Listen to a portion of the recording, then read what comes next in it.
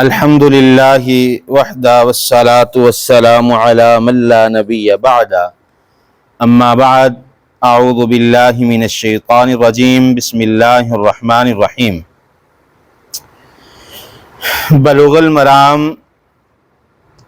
من ادلۃ الاحکام حدیث نمبر 87 ہے۔ اس حدیث کے راوی حضرت عائشہ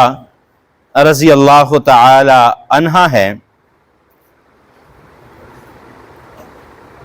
ابو حاتم اور امام حاکم نے اس حدیث کو ذکر فرمایا ہے کہ ان النبی صلی اللہ علیہ وسلم اذا خرج من الغائط قال غفرانک۔ نبی صلی اللہ علیہ وسلم جس وقت بیت الخلاء سے باہر نکلتے تو آپ غفرانک کہتے۔ بیت الخلاء میں داخل ہونے کی دعا جو ہے وہ ہم نے پچھلے سبق میں پڑھی تھی۔ بیت الخلاء سے نکلتے وقت جو ہے غفرانک۔ حدیث نمبر 88 ہے۔ حضرت عبداللہ بن مسعود رضی اللہ تعالیٰ عنہ اس روایت کے راوی ہیں۔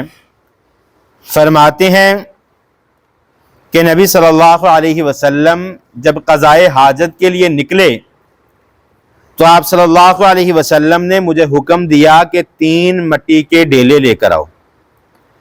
حضرت عبداللہ بن مسعود فرماتے ہیں میں نے کافی تلاش کیا لیکن 2 مٹی کے ڈیلے مجھے ملے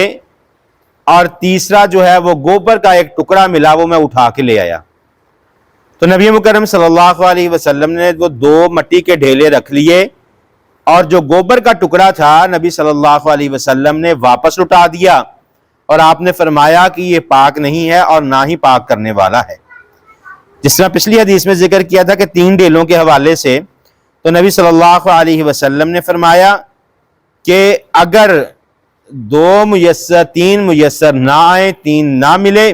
تو ان جتنے مل جائیں آسانی کے ساتھ جو ہے اتنے مٹی کے ڈیلوں کے ساتھ جو ہے وہ استنجا کیا جا سکتا ہے۔ حضرت انس بن مالک رضی اللہ تعالیٰ عنہ بیان فرماتے ہیں ایک حدیث میں نبی مکرم صلی اللہ علیہ وسلم نے جب بیت الخلاء سے باہر نکلے تو آپ صلی اللہ علیہ وسلم نے غفرانہ کے ساتھ چند الفاظ کو شامل کیا۔ وہ یہ تھے کہ الحمدللہ الذی اذھب عنی الاذی وعافانی۔ یہ بھی الفاظ جو ہے نبی صلی اللہ علیہ وسلم نے شامل کیے۔ بہرحال دونوں ہی روایات درست ہیں کہ آپ اکیلا غفرانک کہہ دیں یا غفرانک الحمدللہ الذی اذھب عنی الاذی وعافانی، دونوں ہی طرح دونوں ہی احادیث ٹھیک ہیں۔ غفرانک کا مطلب ہے کہ اللہ مجھے معاف فرما دے، تیری مغفرت چاہتا ہوں، اور الحمدللہ الذی اذھب عنی الاذی وعافانی اس کا ترجمہ یہ ہے کہ ساری تعریفیں اللہ تیرے لیے ہے، تیری طرف سے جو مجھے تکلیف آئی تو نے اس کی مجھے عافیت عطا فرما دی۔ پیشاب یا پخانے کا رک جانا اتنی بڑی تکلیف ہے کہ انسان اس کا وہم و گمان بھی نہیں کر سکتا۔ جو اس تکلیف سے دوچار ہو جائے یہ وہی بتا سکتا ہے کہ پیشاب کا رک جانا یا پخانے کا رک جانا انسان کے لیے کس قدر اذیت اور تکلیف کا سبب بنتا ہے۔ تو دعا میں بھی یہی الفاظ ہیں کہ الحمدللہ الذی اذھب عنی الاذی وعافانی، اے اللہ ساری تعریفیں تیرے لیے ہیں، جو تکلیف تو نے مجھے دی ہے اس سے مجھے عافیت دے دی، اے اللہ تیرا میں شکریہ ادا کرتا ہوں۔ حدیث نمبر 89 ہے۔ حضرت ابو ہریرہ رضی اللہ تعالیٰ عنہ بیان فرماتے ہیں کہ نبی صلی اللہ علیہ وسلم نے 2 چیزوں کے ساتھ استنجا کرنے سے منع فرمایا، یہ پاک نہیں ہوتی، ایک گوبر اور ایک ہڈی۔ ہم نے پیچھے بھی یہ حدیث پڑھی تھی پچھلے سبق میں کہ نبی صلی اللہ علیہ وسلم نے فرمایا تھا کہ گوبر اور ہڈی جو ہے وہ جنات کے کھانے میں سے ہیں اور یہ انسان کو پاک نہیں کرتی۔ ٹھیک اسی طرح جس طرح ہم نے کتاب الطہارہ میں پانی کے مسائل میں پڑھا تھا کہ کوئی میٹھا شربت ہو،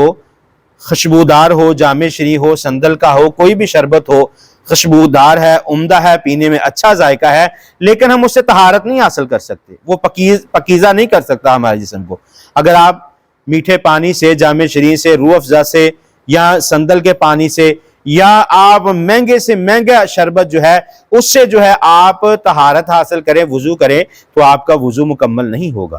اسی طرح جو چیز نبی صلی اللہ علیہ وسلم نے بتلا دی ہے کہ وہ پاک ہے تو اسی کے ساتھ استنجا کیا جائے گا، اگر نہیں تو اس کے علاوہ جو چیزیں ہیں، مٹی کے علاوہ جو ہے، اور مٹی جو ہے یہ خشک مٹی ہونی چاہیے۔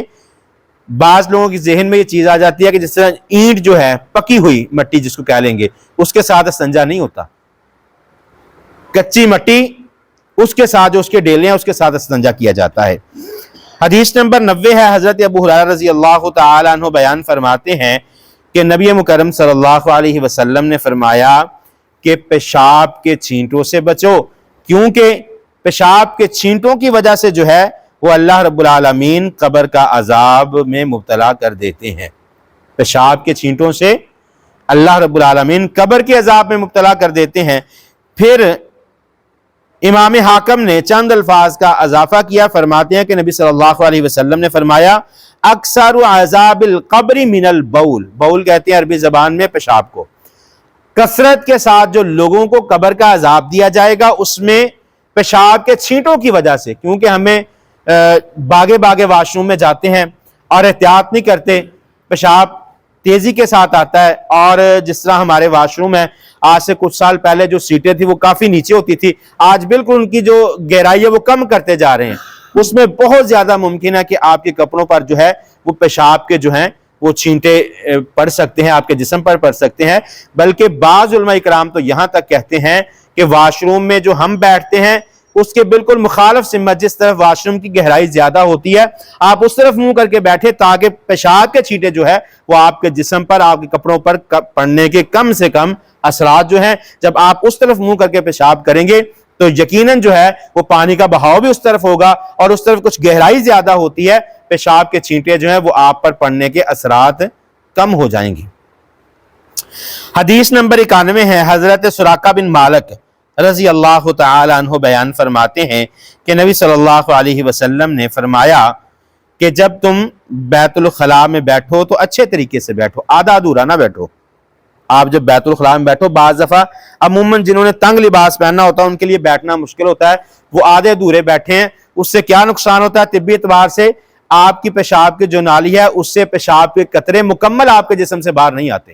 وہ کچھ جو ہے اندر رہ جاتے ہیں۔ جب آپ سیدھا کھڑے ہوں گے تو وہ قطرے جو ہے وہ آپ کے کپڑوں کو لگ جائیں گے اور آپ کے کپڑے جو ہیں وہ پلید ہو جائیں گے۔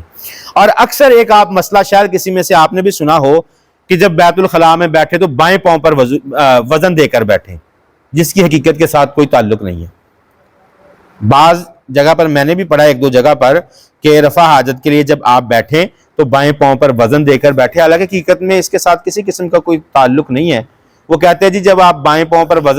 وزن ڈالتے ہیں تو شیطان کو باندھ دیا جاتا ہے، آپ کے بائیں پاؤں کے نیچے جو ہے وہ شیطان ہوتا ہے۔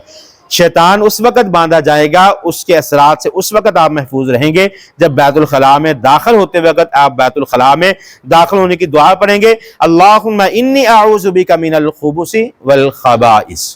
اس وقت آپ شیطان جنات سے جو ہیں آپ محفوظ رہیں گے۔ حدیث نمبر 92 ہے کہ جب آپ بیت الخلاء میں بیٹھیں تو آپ، یہ حضرت عیسیٰ بن یزداد رضی اللہ تعالیٰ عنہ اس حدیث کے راوی ہیں، اور ابن ماجہ میں یہ روایت نقل ہے کہ جب آپ بیت الخلاء میں بیٹھیں، آپ پیشاب پخانے سے فارغ ہو جائیں تو آپ اچھی طرح جو ہے وہ طہارت کریں، اچھی طرح پانی بہائیں۔ بعض لوگ یہ کہتے ہیں کہ اپنی شرمگاہ کو 3 مرتبہ جھاڑنا چاہیے، حالانکہ اس کا صحیح حدیث کے ساتھ کوئی تعلق نہیں۔ جب آپ اچھے طریقے سے، کیونکہ جب یہ معاملہ اس وقت پیش آئے گا جب آپ پیشاب سے فارغ ہوئے فوراً طہارت کی اور اٹھ گئے، اور جو جسم سے آپ کی پیشاب کی نالی سے چند قطرے باہر نکلے گے اس کے آپ کا جسم جو ہے پلید ہو جائے گا۔ آپ اگر پیشاب کرنے کے بعد چند لمحوں کے لیے ٹھہریں گے تو آپ کے پیشاب کی نالی میں جو قطرے ہوں گے وہ گر جائیں گے، اس کے بعد آپ اچھی طرح طہارت کریں تو یقیناً جو ہے وہ آپ کا جسم جو ہے وہ پاک ہو جائے گا۔ حدیث نمبر 93 ہے، حضرت عبداللہ بن عباس رضی اللہ تعالیٰ عنہ بیان فرماتے ہیں کہ نبی مکرم صلی اللہ علیہ وسلم نے فرمایا کہ جب نبی صلی اللہ علیہ وسلم سے اہل قباء نے یہ سوال کیا تھا، اہل قباء نے نبی صلی اللہ علیہ وسلم سے یہ سوال کیا تھا کہ نبی صلی اللہ علیہ وسلم نے پیشاب اور پخانے کے بعد جو استنجا کرنے کا حکم دیا، اس پر بڑا زور دیا، کیا وجہ ہے؟ نبی صلی اللہ علیہ وسلم اصل معاملہ یہ ہوا تھا کہ جب آپ سفر میں جاتے ہوں، آپ ایسی جگہ پر پیشاب یا پیخانے کے لیے بیٹھیں جہاں پر آپ کے لیے پانی میسر نہیں ہے، تو آپ مٹی کے ڈیلوں کو استعمال کرتے ہیں۔ تو مٹی کے ڈیلے استعمال کر لیے، آپ جب اپنے گھر میں پہنچے تو دوبارہ پانی کے ساتھ استنجا کر لیں۔ یہ نبی صلی اللہ علیہ وسلم کا فرمان تھا۔ تو اہل قباء نے یہ بات نبی صلی اللہ علیہ وسلم سے پوچھی کہ اللہ رب العالمین نے اس معاملے میں اتنی سختی کیوں کیا طہارت میں؟ تو نبی صلی اللہ علیہ وسلم نے فرمایا تھا کہ اصل جو پاکی جو ہے نا وہ پانی سے حاصل کی جاتی ہے، اصل جو ہے وہ پانی ہے۔ اصل آپ وضو کرتے ہیں، اگر پانی نہ میسر آئے تو پھر آپ تیمم کر سکتے ہیں، پانی کے ساتھ طہارت ہوگی۔ اگر پانی نہیں میسر تو پھر آپ مٹی کے ڈیلے استعمال کر سکتے ہیں۔ اصل جو ہے وہ پانی کے ساتھ ہی جو ہے وہ طہارت حاصل کی جاتی ہے۔ اسی حدیث کے ساتھ آج کا سبق ختم ہوتا ہے انشاءاللہ۔